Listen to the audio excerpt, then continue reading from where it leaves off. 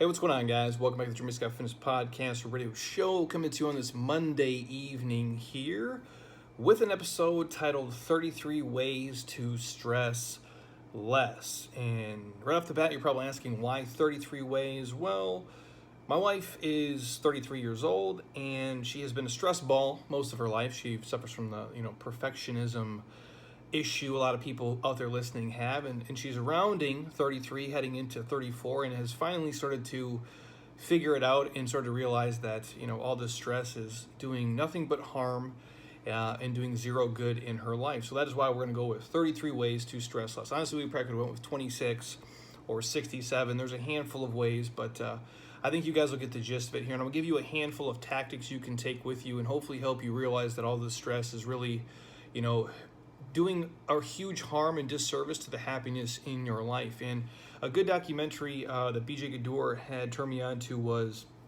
One Nation Under Stress. I think it's on HBO currently. So if you guys do give that a watch, it is very eye-opening, and it kind of paints a really broad and clear picture of what stress is doing to us. Specifically Americans who are living in our country today in the fast-paced, high-speed world we live in. But honestly, everybody everywhere, I think, is definitely feeling the effects of it. And also, I want to do this podcast because I'm currently in Hawaii. So if you're watching on YouTube, you can tell I'm a little bit sun-kissed or sunburnt on my forehead. This is typically a place, this is our favorite place, honestly, probably on the planet that we can come to, and where we tend to do less here. And stress less, and really don't have a schedule, and we just kind of wander throughout the day. And the biggest issue we have is where are we going to go to eat, I guess, if you will. So not a bad place to be in. So touching on the whole stress component, stress is obviously a part of our lives. For some of us more than others, I believe. Obviously, if you were a high earner in America, meaning you make if you're a 1% earner, you're earning $445,000 per year, whatever the exact number is now. You typically have to take on a lot of stress. If you are a lawyer, if you are a surgeon, these type of positions typically, stress is part of the job. It just comes with it, with a lot of responsibility. A lot of stress does come with that. And so obviously some of us are better at compartmentalizing it. Some of us can handle more, some of us can handle less. But when we feel stressed, regardless of the income level, and obviously you out there who single mom with 4 kids, obviously, or any mom in general that has more than one kid or even a kid, you guys are stressed, and it does take a toll on your life, and it steals something from you, and we keep tacking it on and on and on. I think as we evolve as humans, we tend to pile more on now than we ever have before, because we're accessible to everybody always, and more is demanded of us and more is expected of us. And when we feel stressed, our bodies react in a certain way. We release hormones, if you will, and one of those being cortisol. You guys are probably familiar, you've heard it before.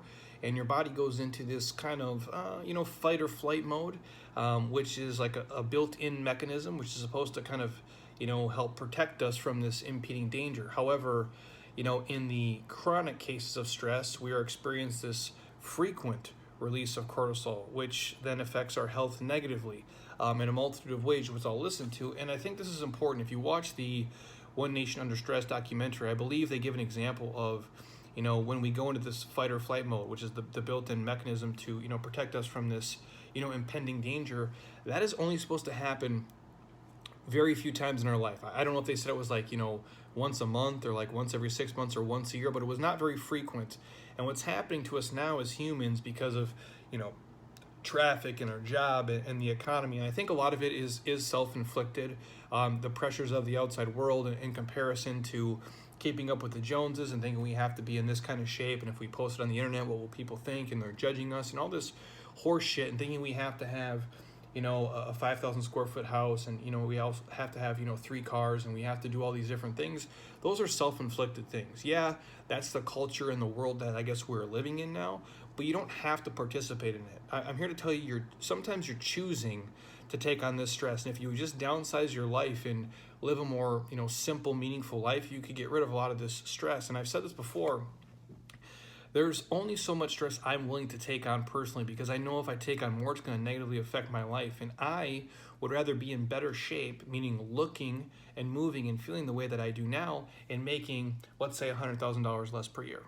So for some of you listening, like if you're making $145,000 a year, you might be better off making 79 because you'd be less stressed and you actually like enjoy what you're doing. You have more free time. You can do some of the other shit that you love outside of just work. And the crazy thing is, I think in the long run, if you love what you do, that 79 is going to turn into the 140 either way, and I believe you're going to end up winning. But that's just my 2 cents. And so when I talk about stress and how the release of cortisol can negatively affect your life, some of the things that can happen when your cortisol is off the charts. One, you guys can get an increase in blood pressure, which is not ideal. It can impair your thyroid function, which if you're trying to get lean, and fat loss is the goal, when your thyroid is not cooperating, it is like ice skating uphill. It's basically damn near impossible to do. And so when you're overstressed, you cannot be lean. So basically what stress is doing is making you fatter, making you unhappier and making you unhealthier as you go. It can also slow down your metabolism. It's been shown to lower immunity. So obviously your immune system is compromised. You get sick more often. Obviously then you don't feel good. You can't work out. It's a slippery slope you're sliding down. It can also increase that, kind of visceral belly fat, which is associated with, different conditions such as like the metabolic syndromes we suffer from.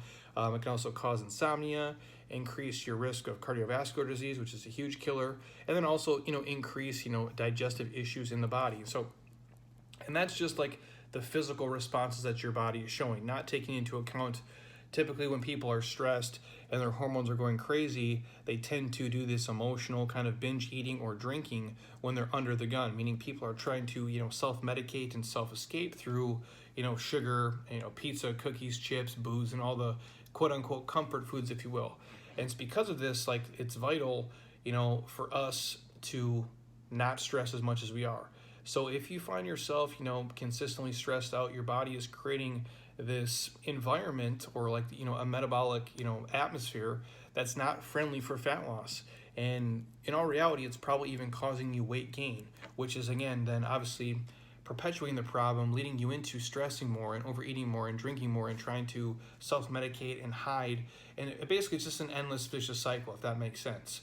So that's why I wanted to do this podcast. And that's why I do think, if it's unplugging or decompressing or slowing down a little bit. Now, obviously, if you're listening to this and you have lofty goals, that's great. But just ask yourself, at what cost? Is the juice worth the squeeze for that? Is you making an extra, and for some of you, an extra $10,000 a year might change the scope of your life. If you make 22 grand a year and you're going to take a job to do 32, I think that's probably a good decision. I don't think that the stress money equilibrium there is going to go out of whack. Now, if you're someone listening to me and you make 136 and you're going for a promotion that's 185, but you're already super stressed, you're overweight, you don't have time for your health or your family and to do the things that you love, is that 50 grand really going to make a fucking difference?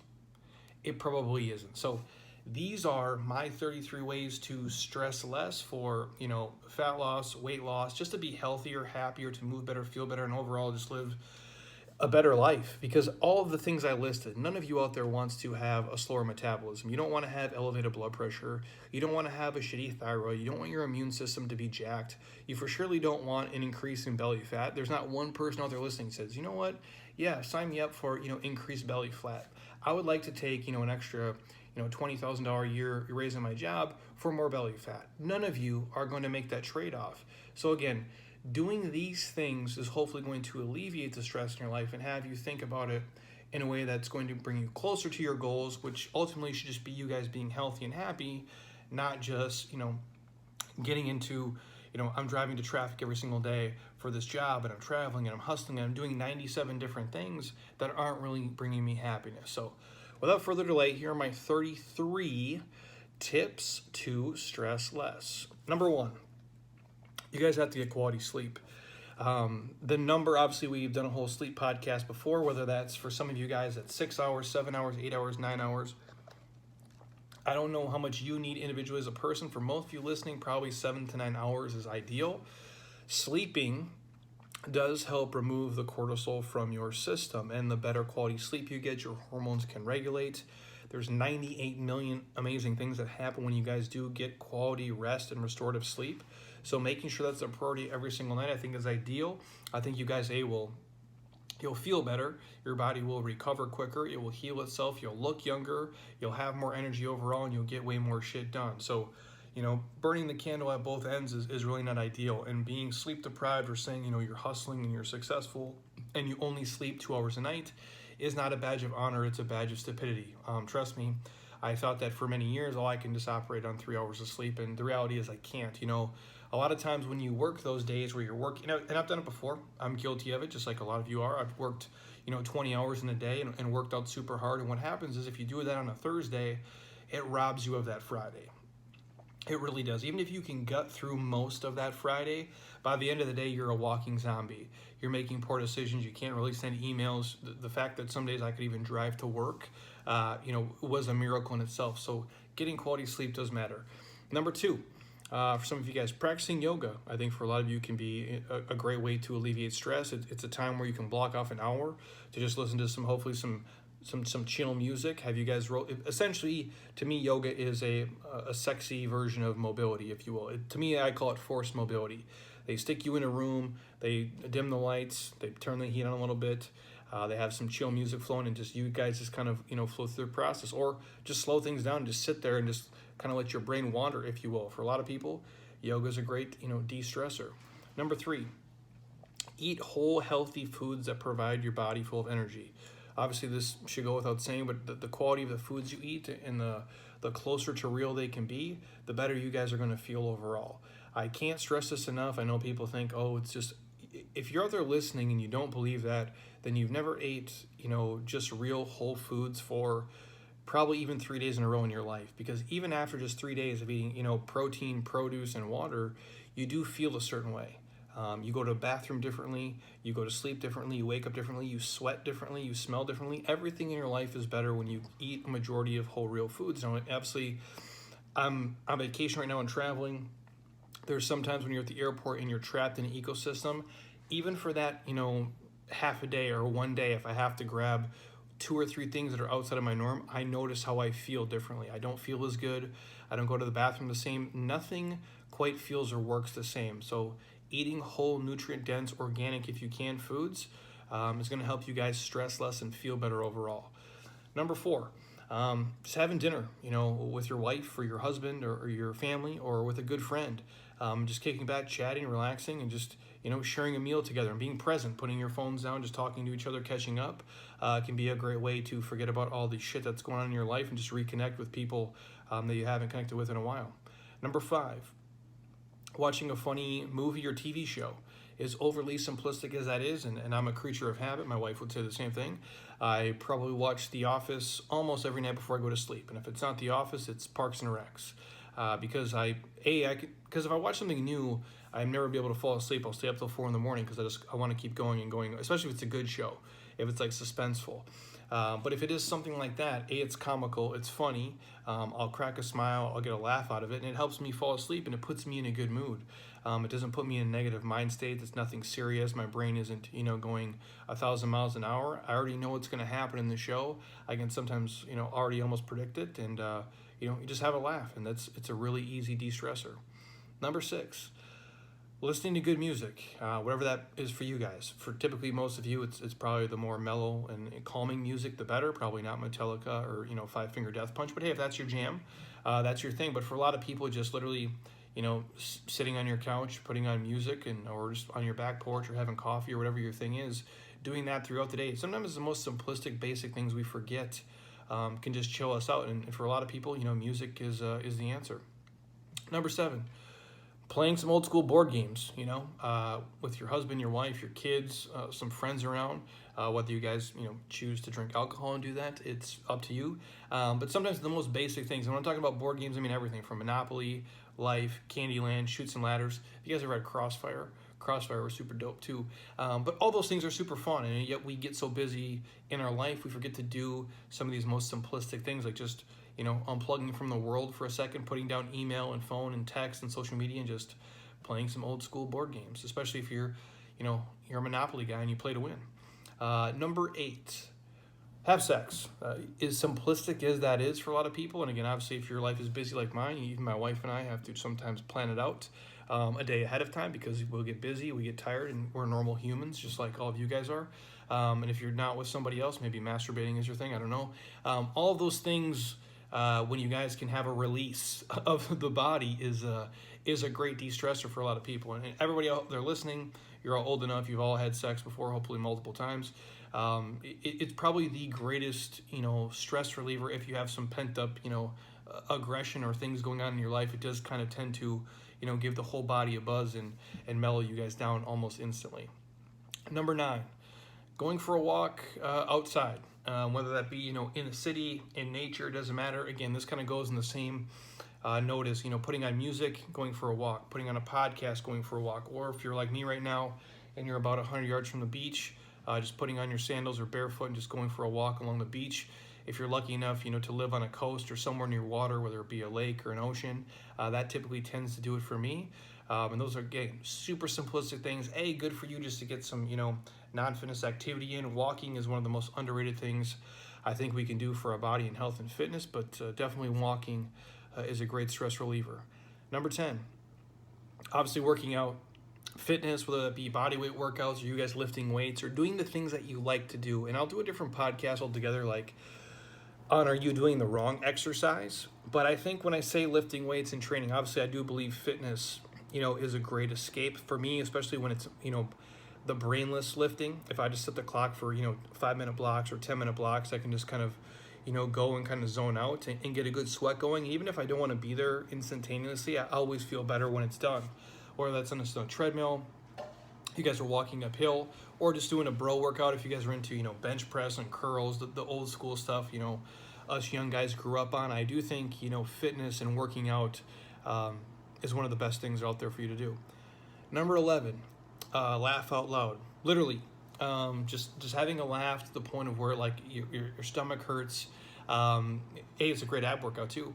On a side note, but when you're laughing so hard your stomach hurts, you're crying out of your eyes, like you almost like you want it to stop but you can't. And whether that's just sharing a funny moment with a friend, family member, getting on a group text message. We do that a lot with our friends actually. I have a handful of different circles of friends where different jokes are appropriate for different circles, but I typically have 2 or 3 running of them at all times, and that might just me. I find something on Instagram that's funny and I share it with them, or I find something that I saw on TV or a song I remembered or a movie clip or something just came to me and I'll shoot it out to them. It starts a dialogue where we can, kind of get lost in it for at least a handful of minutes, and it's a great way to, let the world's issues we have kind of wash away.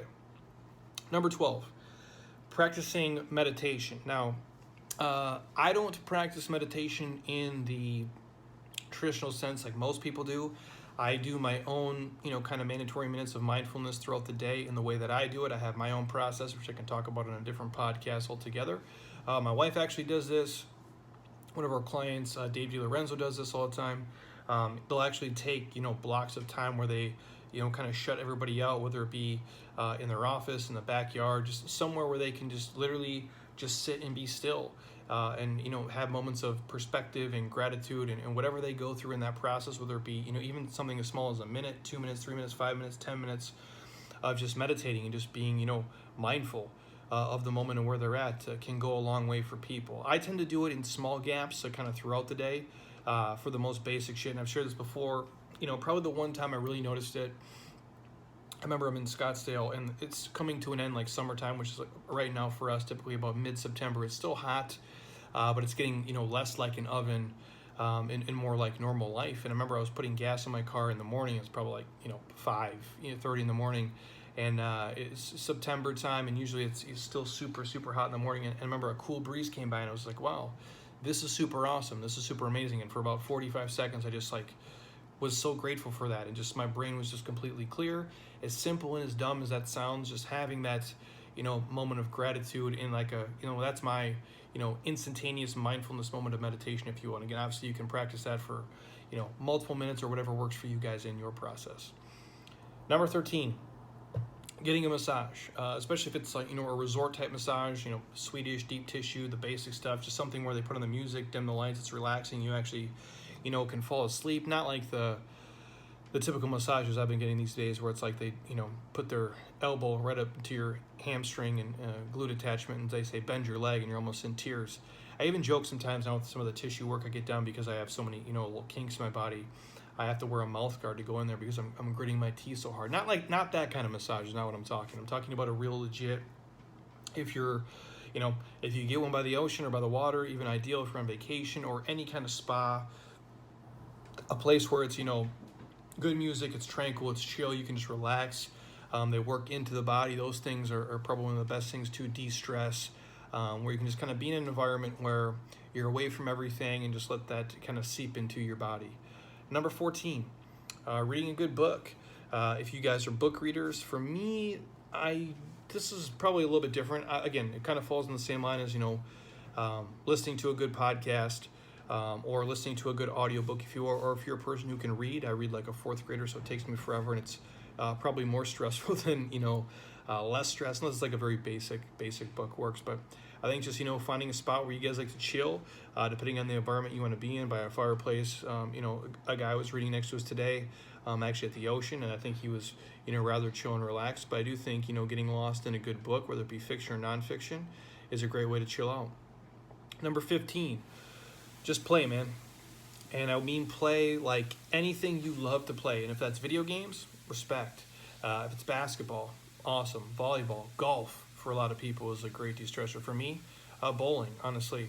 I used to bowl as a kid a ton. I still have my own ball, my own shoes, multiple actually. It's in my office, and it's on a little roller. I mean, I'm a complete, kingpin dork. I'm like, bigger than McCracken when I roll up in there. But I do like bowling, and it's a time for, my wife typically doesn't enjoy it as much as I do, and will not want to go and bowl as many games as I want to, and I'll a minimum do a series for sure. But I like to just, show up to the bowling alley about 3 o'clock on a Friday afternoon, me and the 85-year-old people, and a little kid's birthday party, and nobody bothers me, nobody knows me, I'm invisible there, I don't matter, nobody wants to talk to me, I'm just a normal fucking dude who's bowling. And it's a time where I can get lost in it and just chill. Same thing for basketball. I might just take a basketball and I go to the park on a Friday night late and just dribble, shoot around, and again, nothing but me just playing the game. Going through the most basic stuff. It's not about, being fit. It's not about getting a workout in. It's just literally just getting up some jumpers and having fun. And if you guys do that through, golf or different things, or playing games with friends, ping pong, foosball, you name it, play is a great way to unstress. And I'll say this, fitness, when it's the outcome of something, not the goal, that's when you really become fit. That's when you get lost in it, and that's when we start to love fitness. This is for a different podcast altogether, but you ever notice, like, when you're a kid and you're playing soccer or you're playing basketball or baseball or whatever, they drop you off at the park with your friends, you're at the YMCA like I was as a kid, all of a sudden 1, 2, 3, 4 hours goes by of you playing street football, or of you playing 3-on-3 basketball, or you playing horse with your friends. Like, those are the times where we become athletic and we become fit, because all of a sudden we worked out for 4 hours, but it didn't feel like we were working out. We weren't dreading the intervals. We weren't counting down the seconds till we could get the fuck out of there. We wanted to play. We didn't want it to stop. You didn't want the streetlights to come on. You wanted to kind of harness that and play with it forever. So I do think play is very, very important. Number 16, turn off the fucking news, man. Like, you got to stop watching the news. That's probably the most negative shit that's on TV. I'm not saying you can't be educated and want to learn things and know stuff about what's going on in the world. That's fine. There's different ways you can get it. But sitting there and watching, CNN or Fox and, like, playing all these fucking doomsday scenarios that the world's going to end and the economy's going to melt and you're not going to have a job and, the world's going to be bombed and we're not going to survive, is the worst thing that you can do. So please turn off the news. If I was to watch the news every day, all they talk about is, people getting murdered and the world's going to end and all these 19 negative things. And guess what? I don't watch the news. I don't know what's going on. I couldn't tell you the 5 most important things going on the planet right now. And guess what? Doesn't matter. I'm still having fun. I'm still making money. I'm in good shape. I feel good. I'm moving good. My life is pretty fucking amazing. And I don't know shit about what's going on in the news. So anybody tells me, oh, Jeremy, that's so ridiculous. Really? Because I'm a 36-year-old man. And I like to think of myself as being rather successful. And what I mean by that is I'm super fucking happy. I'm super enlightened. I have a ton of gratitude. I do way more good in the world than I do bad. And I never watch the fucking news. So please, somebody send me a message and give me an argument of why I should do it. Why I should fill my head with negative shit. Always. Number 17. Get a pet, man. Or spend some time with somebody who has a pet, for sure. I say this all the time. I've never had a pet until our current dog. And our dog is almost 9 years old. and it pains me that dog will not be around, forever, and it will not, probably last my lifetime. And over half her life is probably gone if you play statistically the numbers. And with that said, that dog is the best investment we have ever made. We got our dog off the Native American reservation. We rescued her for $50, and that dog has brought more value to my life than anything else I've ever bought, hands down. That dog has probably saved, more arguments at my house, and made us be more mindful of each other and had more lighthearted moments than anything we ever could have invested in forever. It's the greatest form of therapy there is. Always in a good mood, always wants to be petted, always wants to take a nap with me, always is happy to see us. Literally, that dog is the best investment I've ever made. And when she is gone, it'll be a rough day at her house for sure. But definitely, that is probably the greatest de-stressor. Literally just sitting there staring at it puts me in a good mood. As dumb as that sounds, like watching my dog just sleep, I still take pictures of it, I still video it, I still think it's fucking amazing. And just sitting there petting her, taking her for a walk, throwing a ball with her, giving her treats, my favorite fucking thing to do in the world. Just makes me feel good, man. And again, that's why I say it's the most simple things. We get so wrapped up in all this shit that we think matters, and just literally just hanging out with your dog can do it for me. Number 18, ride your bike, dude. Beach cruiser, mountain bike, road bike, doesn't matter. Riding your bike is fun. We did it as kids. If you're still, fit enough, call your best friend, give your best friend a buck on the front handlebars, or if you got some back pegs, you guys know what I'm talking about. But in all seriousness, riding a bike is cool. It's fun. A lot of adults tend to stop doing it. If nothing else, just get yourself a nice beach cruiser and roll around for a handful of minutes. It's a good time. It's a great form of cheap, safe exercise, and it's fun to do. Number 19, practice kind of daily self-acceptance, or like some self-affirmations, whether it's looking in the mirror or telling yourself just positive things to kick off your day. I've shared with you guys before, the notes to myself that I've written. This is kind of on the same concept, but again, just loving yourself and having perspective and gratitude, and telling yourself, reminding yourself of all the amazing gifts that you do have and all the awesome shit going on in your life, and promising yourself to focus on that and not focusing on the 2 or 3 things you don't like about your life tends to help you be a less stressful human. Number 20, hug somebody you love. Husband, wife, mom, dad, brother, sister, whatever it is. Hugs help. Hugs matter. So do them often. Number 21, take a mental health day. To stay at home and just relax and chill. We'll watch Netflix, catch a movie, lay by your pool, do some shit that you love by yourself or with people you enjoy. Either one's fine. But just having, a decompression day, or a day to turn things off, or do your process, whatever that is for you. But staying at home and just relaxing, a day of doing, essentially nothing, can sometimes be the best thing you can do for yourself. Number 22, write down all the things that you're thankful for today, all the things that you have gratitude for, all the things you have perspective on. Just a list of just a random Wednesday. Just be like, I'm thankful for these 22 things today. See if that doesn't change the mood you're in almost instantly. And be real about them. And don't bullshit it. Just take your time and write down the things that you are thankful for that you have in the world in your life. I promise you, it's a much bigger list than you can even come up with on the spot. Number 23, create something. If you guys are into that, whether it's drawing, if it's painting, if it's sculpting, if it's writing, if that's part of your process, creating, if it's a podcast, if it's a video, whatever you like to do, if you're a creator, create. The creators dominate the world, and for me it is obviously podcasting. For me it is video content. For me it is writing, and I'd rather do that more than 97 other things. For me, I'd rather sit down if I'm in the mood and I have the right mindset to do it. I'd rather sit down and write than just sit and watch NFL football, which oddly enough, it's Monday Night Football is on right now in front of me. But I do like to do those things, and it is a way for me to express myself and to decompress and not be stressed out about all the things that I have, important in my life that are stressing me out. Number 24. I would say don't ignore your issues and your problems. I would say deal with them, find a solution or resolution, and then obviously move on. And if you're with a partner, like a husband or wife, I would say don't go to sleep mad. I don't believe you should ever do that. If you can't, one thing that we do really well of all the shit that we deal with, we figure out our problems on the spot. If we have an issue, we sit and talk about it, and we talk about best case scenario, worst case scenario. We come up with a compromise and a solution or a resolution, and then we move forward. And there's nothing that you should go an entire day or multiple days being mad at each other about or holding grudges for, because life is too short for that. And just sitting and ignoring the problems and think they're going to go away, they're not going to. And one thing that we do really well is we call each other on our own shit, especially if we're having, little bitch moments, or, not acting like a person who has gratitude and perspective on the world. So I think calling each other out on that and dealing with it quickly, and then obviously move forward. And, don't live in the past. Mistakes happen and arguments happen and stupid comments happen, but the quicker you can deal with those and move on, the better off you'll be. Number 25, reevaluate the way that you're eating and you're training.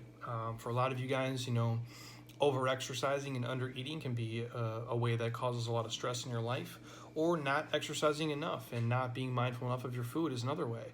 So understanding like, hey, are you eating too many calories? Are you in too big of a calorie deficit? Are you not exercising enough? Or are you over-exercising, which both can increase your stress and the cortisol levels in your life. And so you have to really do an audit of how am I sleeping, how am I training, how am I eating, how am I living, and then go from there.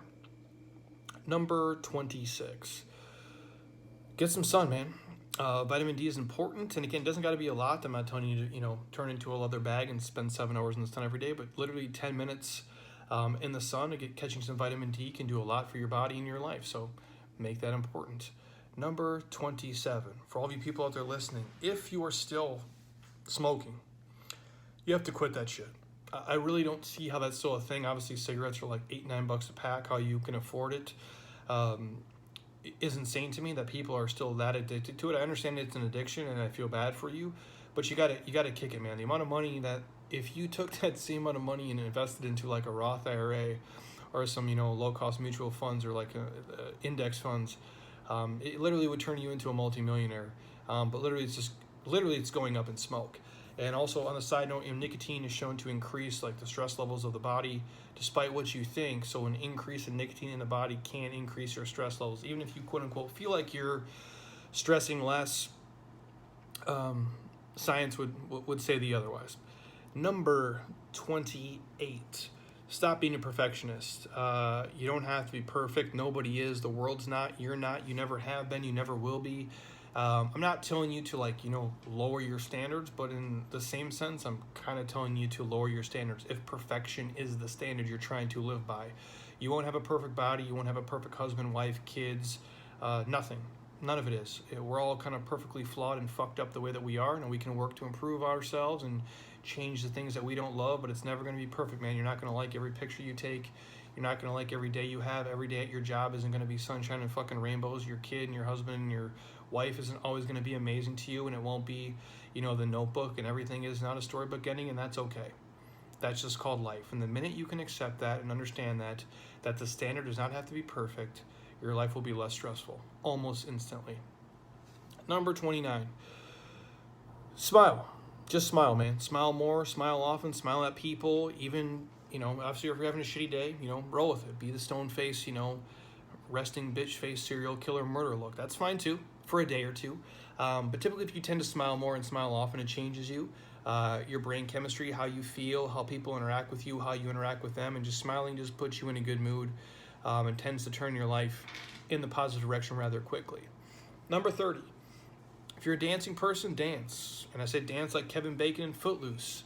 And dance like, the world's watching. Or if you're a shitty dancer like me, maybe make sure that nobody's watching. But if you're a dance person, go out and do your thing. Whether it be, to juvenile, back that ass up at the club, acting like you're 19 years old still, or doing it in the shower or in your house by yourself. Whatever it may be, get your dance on if that's your thing.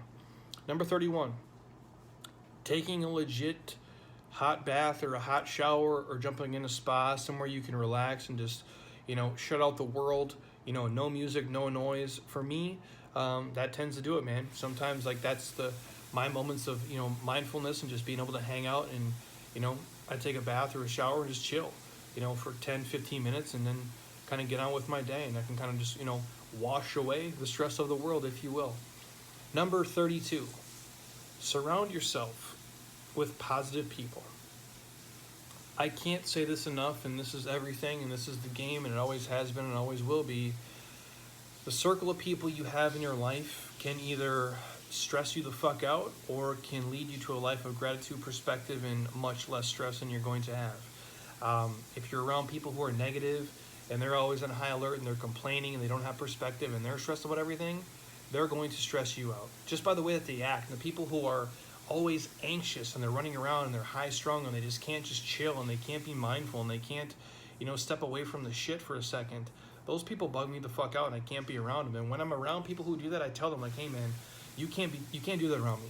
You can't act this way or I'm gonna have to go somewhere else because this is messing up, my flow and the part of my process. So surround yourself with positive people because the negative drains and the energy sucks and the vampires, man, they fuck your life up and they stress you out, whether you realize it or not. Again, you can be a fountain to them once in a while. You can help them. You can, put them on the right path or, point them in the right direction. But over time, they're going to wear you down. You cannot always be surrounded by those people. So please surround yourself with positive, amazing, like-minded human beings. Number 33. This is the key. Ask for help. Literally just ask for help. If there's things in your life that are holding you back or stressing you out or wearing you down and you can't figure it out, you're not sure which way to go or how to make a decision or which direction to kind of take things, ask for help. Ask somebody who's an expert in their field. Ask a friend, ask a family member, ask somebody who's been through it before, ask somebody who's older than you, your parents, your grandma and grandpa, or mentor, somebody in the space who looks like or feels like they have shit figured out, at least in that one arena. You can leverage them. Standing on the shoulders of giants does elevate you to a place you want to be a lot quicker and can kind of success hack your way there in probably half the time. So if you see people who they look like they're enlightened and they're mindful and they have gratitude and they have perspective, ask them for help. Ask them how they got there. Ask them what they do and see if you can't beg, borrow, and steal a handful of those pieces and put them into play in your own life. And I'm going to give you guys a quick bonus here before I let you go. Obviously, we call this 33 ways to stress less, but I'm gonna tell this, number 34. And the bonus is just know that 99% of the shit that you are stressed about and worrying about doesn't fucking matter, man. It just doesn't. Like, we put so much importance and emphasis on things that the rest of the world does not care about, and nobody would notice any different if it went completely the other way. And that goes for like the house you live in, what color it is, like the color of your countertops, your backsplash, your appliances, how much square footage you have, what kind of car you drive, what kind of shoes you wear, what bag you have, what college you graduated from, what school your kids go to, what your kid's GPA is, how good he is at sports. Nobody gives a fuck.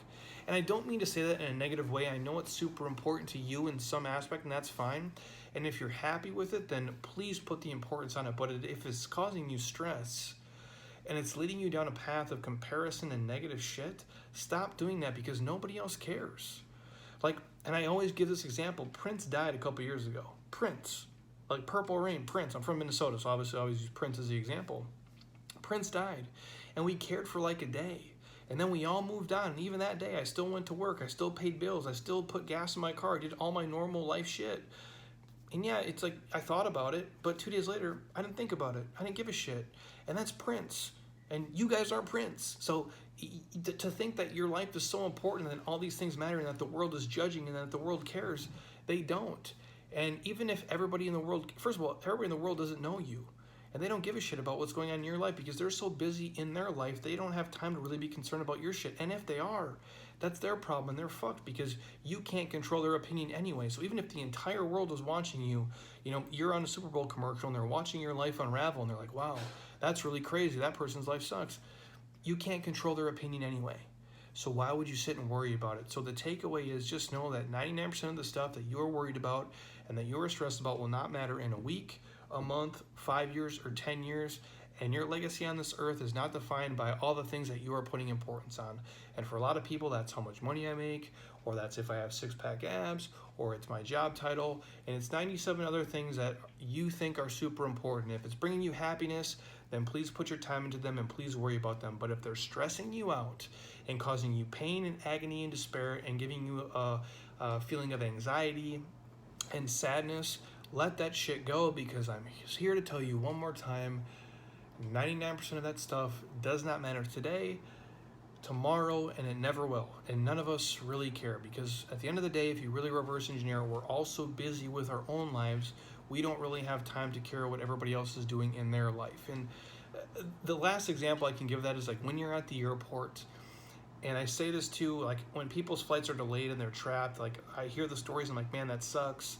And I feel bad for them because I feel like if that was me, it would really suck and I would hate it. But if I was at the airport when I leave here in a couple days and everybody else's flight is delayed and canceled, but my flight is on time, I really don't give a shit because I'm getting on the flight and I'm going home and it's going to work out for my life. And yeah, that sucks for them, but I really don't care. And I'm not saying that because I'm an asshole. It's just the truth. If you guys are in the same situation, you feel the same way, yet we feel that, oh, it's everybody is worried about us. I promise you guys, they're not. So if you're living that life, you have to let that stuff go almost instantly. And I promise you, if you do, and if you just approach every day like, wow, 99% of the problems I'm worrying about, they do not matter. The worst case scenario is they're just going to work themselves out, or I'm going to find the solution for it. I'm going to move on.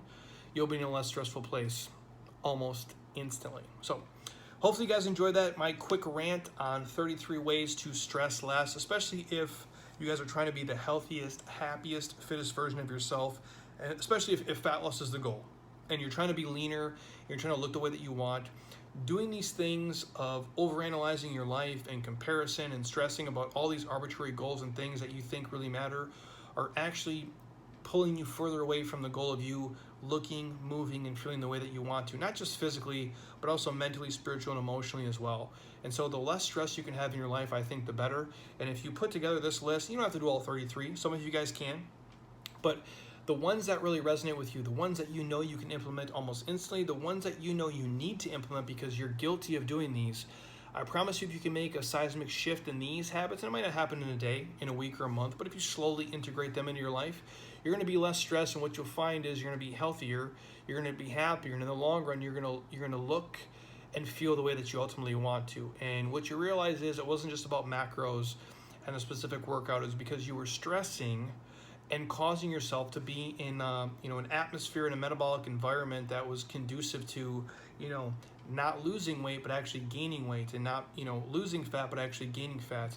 And stress is a powerful tool, and you can use it for good and for bad. For most of us, we're so overly stressed, it's causing us way more harm than it is good. So take that for what it's worth.